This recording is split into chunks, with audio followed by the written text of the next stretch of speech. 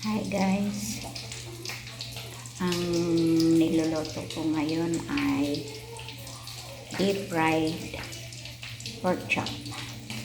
Ito ay minarinate ko na guys, at ang aking ginamit na dressing ay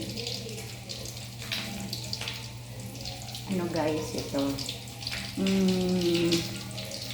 gumamit ako guys ng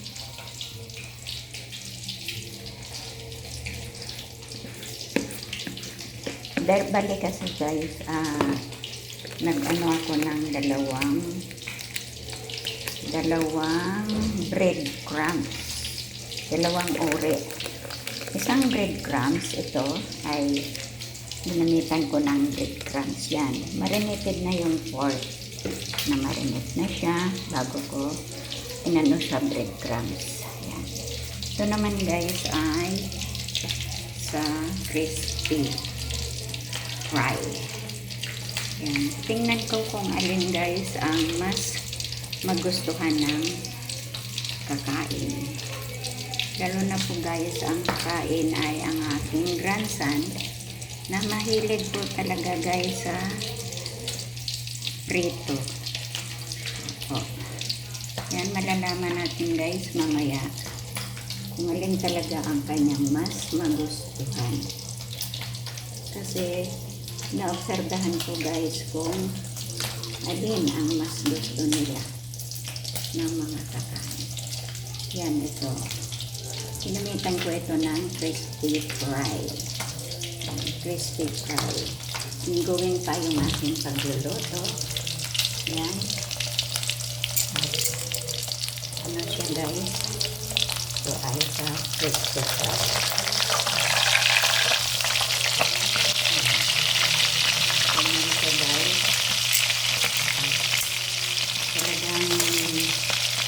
Low fire lang. Yung guys, low fire. At mas hihinaan ko pa guys.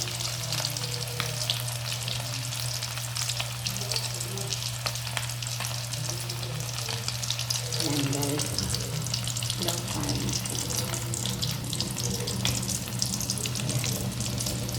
Ganyan siya guys. Kaya lang guys, pag medyo narinig nyo yung sound, mamatay ang apoy ng stove. Kaya binalis ko sa natural lang ang ano niya, ang init niya. Ganyan lang siya guys. Yan, hanggang sa ganap na siyang maluto na katulad nito guys. Yan. Ganyan siya guys. Diba? Mukhang yummy naman guys. Yan. Yummy. So ay ang gawa ko ay may breadcrumbs naman ito. Malalaman ko mamaya guys kung alin ang mas magustuhan ng aking grandson. Yan so guys.